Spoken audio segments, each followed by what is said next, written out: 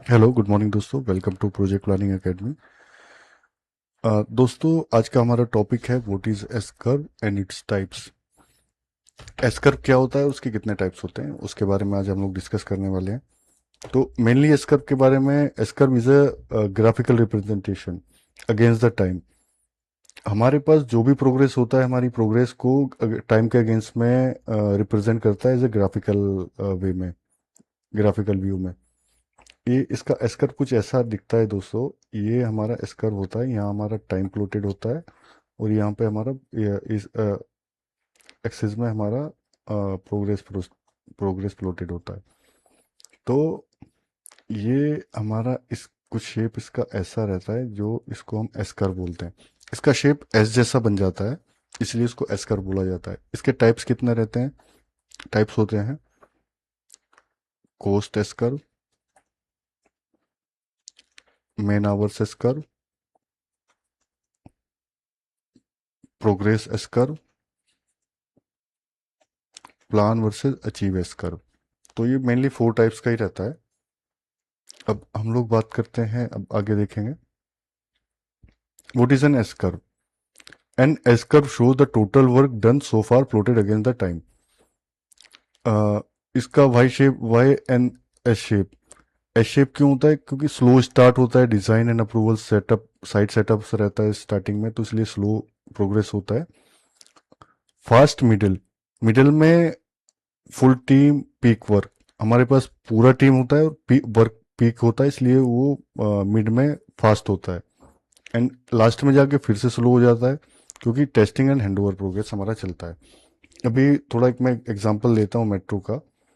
Suppose हमारा कोई metro project है 3 किलोमीटर का, और उसको हमको स्टार्ट करना है। तो हमारा स्टार्टिंग जो ड्यूरेशन हमारा स्टार्ट होता है, जब क्लाइंट कोई भी प्रोजेक्ट किसी कंपनी को अलॉट होता है, तो जब से क्लाइंट उसको एनटीपी या एलओए बोलते हैं, notice note to proceed, need to proceed, sorry notice to proceed उसको बोलते हैं, notice to proceed, NTP.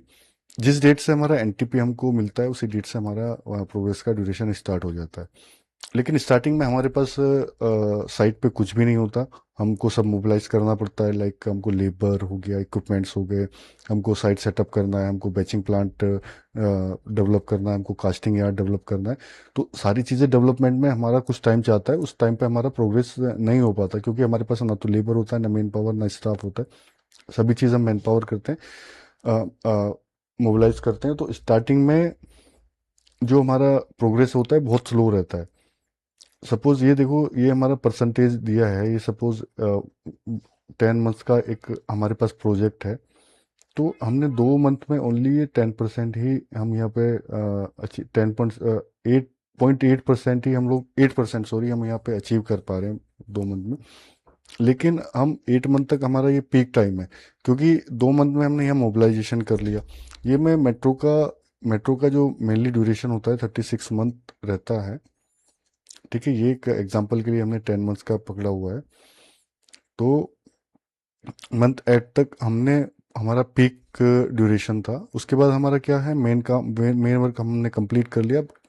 Testing and handing over का प्रोसेस रहता है, तो उस टाइम पे भी हमारा प्रोग्रेस स्लो रहता है।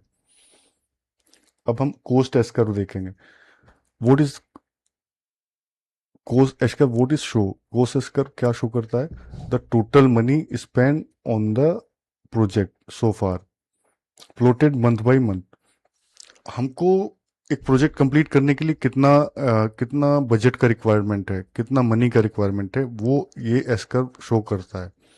हमको ये प्रोजेक्ट कंप्लीट करने के लिए 250 करोड़ रुपीज का रिक्वायरमेंट है, और ये हमने मंथली उसको डिवाइड किया हुआ है कि हमको किस मंथ में कितना चाहिए। सपोज हमको फर्स्ट मंथ में 5 करोड़ चाहिए।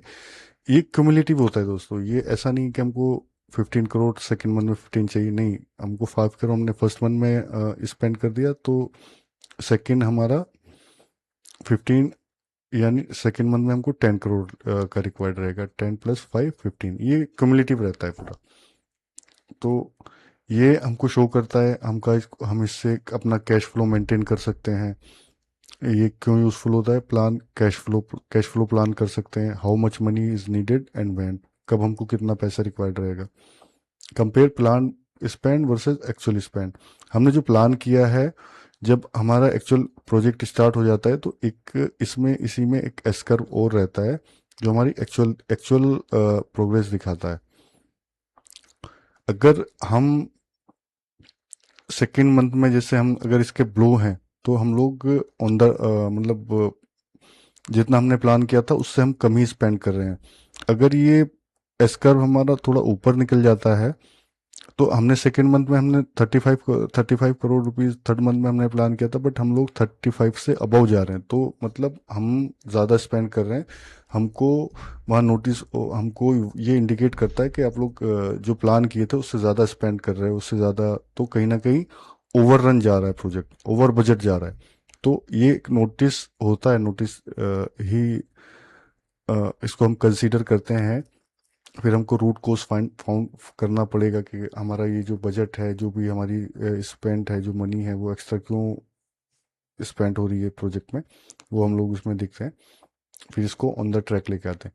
अगर ये हमारा बिल्कुल इसके ऊपर जा रहा है, बिल्कुल इसके ऊपर चल रहा है, तो हम लोग ऑन द ट्रैक है। ये कभी ऊपर जाता है कभी नीचे जाता है, जो भी एक्चुअल कंडीशन होती है उसके हिसाब से रहता है। ये हमारा मेन आवर्स एस कर्व है।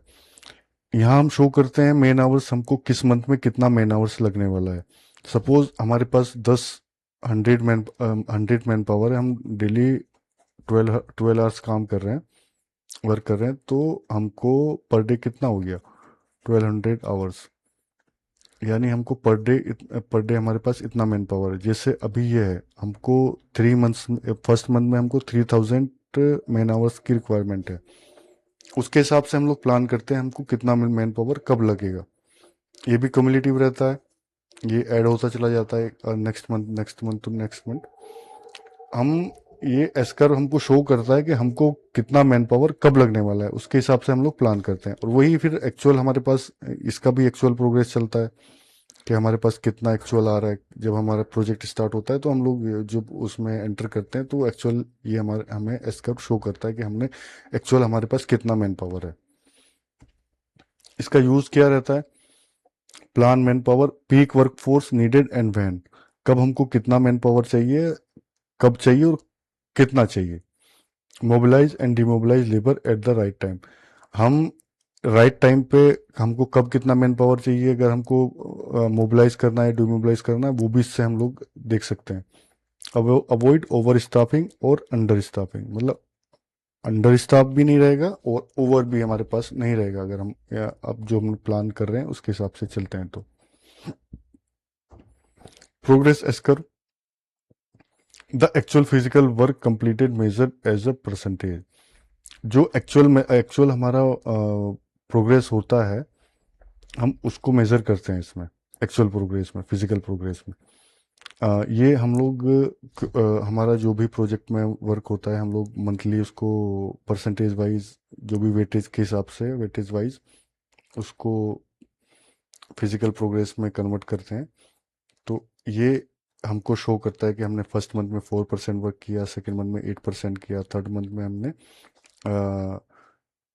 14% वर्क किया। तो ये क्यूमुलेटिव रहता है, ये भी क्यूमुलेटिव ऐड होता चला जाता है।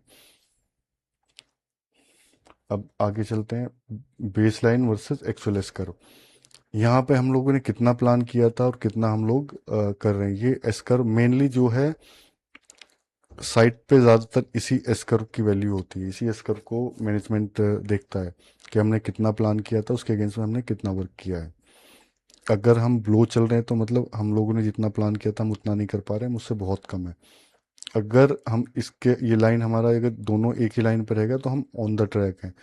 और अगर ये कभी लाइन ऊपर जाता है कभी नीचे आता है तो मतलब हम लोग अगर ऊपर जा रहा है तो हम लोग अबाउट द प्लेन प्लान है, अहेड द प्लेन है। और अगर ये नीचे है तो ब्लो द प्लान, हम लोग अभी वर्क कर रहे हैं। ये कुछ हमारा प्राइमरी P6 में हमको एस कर्व कैसे डेवलप करते हैं। तो सबसे पहले WBS, अपने प्रोजेक्ट को WBS में ब्रेक करते हैं, फिर उसके बाद activities and base line assign करते हैं, फिर वहाँ पे लोड रिसोर्स करते हैं, रिसोर्सेज को लोड करते हैं, उसके बाद शेड्यूल करते हैं। देन यूसेज प्रोफाइल जब हम ओपन करेंगे तो हमको एस कर्व शो करेगा। हम क्या करते हैं, जैसे हमारा WBS हम लोगों ने WBS क्रिएट कर लिया, हमने एक्टिविटीज़ उसको असाइन कर दी, फिर हम लोग रिसोर्स असाइन करते हैं अपने प्राइमोरा P6 में। सपोज हम लोग हमारे पास एक्सकेवेटर है, उसको हमको असाइन करना है, बट जो भी रिसोर्स हम असाइन करेंगे उसका पर आवर क्या कॉस्ट है वो भी हम उसमें मेंशन करेंगे। तो इससे हमारा क्या है, हमारा रिसोर्स का कॉस्ट भी हमको पता लगेगा कि हमारा जो एक्सकेवेटर, जो भी मशीनरी, जो भी रिसोर्स है, वो पर डे हमको कितना कॉस्ट उसका लग रहा है। सपोज अगर मैं इसको 10 आवर्स चला रहा हूँ एक दिन में, तो ये मुझे अगर एक्सकेवेटर से एक्सकेवेशन करना है, कोई एक्टिविटी एक्सकेवेट करनी है, जैसे एक्सकेवेशन करना है, तो मैं अगर 10 आवर्स पर डे अपना एक्सकेवेटर यूज कर रहा हूँ साइट पे, और एक पर आवर मेरा जो 10 आवर्स में मेरा एक्सकेवेटर 1000 क्यूबिक मीटर, सपोज मैं रैंडमली वो बता रहा हूँ, इसका कोई, ये हम सब जो भी हमारा प्रोडक्टिविटी रहता है उसके अकॉर्डिंग हम लोग प्लान करते हैं कौन सा एक्सकेवेटर कितना पर पर आवर एक्सकेवेट करता है, कितना क्यूबिक मीटर, उसके हिसाब से प्लान करते हैं। अभी मैंने रैंडमली लिया है, तो 1000 क्यूबिक मीटर कर रहा है, तो अगर मुझे 3000 क्यूबिक मीटर एक्सकेवेट करना है, तो मुझे ये, अगर हम एक दिन में 10 आवर्स ओनली इसको यूज़ करें, तो मेरे को 3 डेज के लिए लगेगा, और उसका कितना कॉस्ट रहेगा, वो सब हम लोग यहाँ पे जब रिसोर्स लोड करते हैं, हम लोग आगे चल के देखेंगे इसको कैसे रिसोर्स लोड करते हैं प्राइमोरा P6 में, तब आपको अच्छे से समझ में आएगा। अभी मैंने थोड़ा नॉर्मली आपको बताया है, वो सब उसमें आ जाता है। फिर हम इसको शेड्यूल करते हैं, देन यहाँ हम यूसेज प्रोफाइल ओपन करते हैं, तो वहाँ भी हमको एस कर्व शो होता है। अब एक छोटा सा ये की टेक अवे, यहाँ पे वही बेनिफिट्स क्या हैं, वन आइडिया वन पिक्चर, मतलब हमारा इसका क्या शो करता है, ये थोड़ा सा हमने एक सैंपल लिया है। The S curve show total work done as time passes, slow then fast then slow, same shape different data. एक शेप से हम लोगों को, हमको यहाँ प्रोग्रेस भी मिलता है, कॉस्ट भी मिलता है, कॉस्ट भी हम शो कर सकते हैं, मेन आवर्स भी हम शो कर सकते हैं। तो वही है, plot cost, main hours and progress, each gives it's on esker. Physical percentage the honest progress, जो भी इसका प्रोग्रेस रहता है वो ऑनेस्ट ही रहता है कि हमारा एक्चुअल कितना प्रोग्रेस चल रहा है। बेसलाइन वर्सेस अचीव एक्चुअल, जो हमने अभी देखा। अब P6 डज द ड्राइंग, हम P6 में ओनली डेटा एंटर करते हैं, वो हमको एस्कर रेडी करके दे देता है, हमको उसमें अलग से डिज़ाइन करना नहीं पड़ता है, यही शो करता है। तो दोस्तों, आज का टॉपिक ये बस एस्कर था। मैं उम्मीद करता हूँ आपको बहुत पसंद आया होगा, बहुत अच्छे से आप लोग समझ गए होंगे। अगर आपका कोई क्वेश्चन है तो प्लीज़ कमेंट ज़रूर करना। और मेरा आज ये मैं वीडियो बना रहा हूँ, लगभग अप्रोक्स 5 to 6 मंथ बाद में ये प्रोजेक्ट अपना इस चैनल पे ये वीडियो अपलोड कर रहा हूँ। थोड़ा बीच में कुछ प्रॉब्लम्स हो गए थे, लेकिन अभी हमारा वीडियो कंटिन्यू आएगा, डेली वीडियो आपको मिलता रहेगा। Thank you.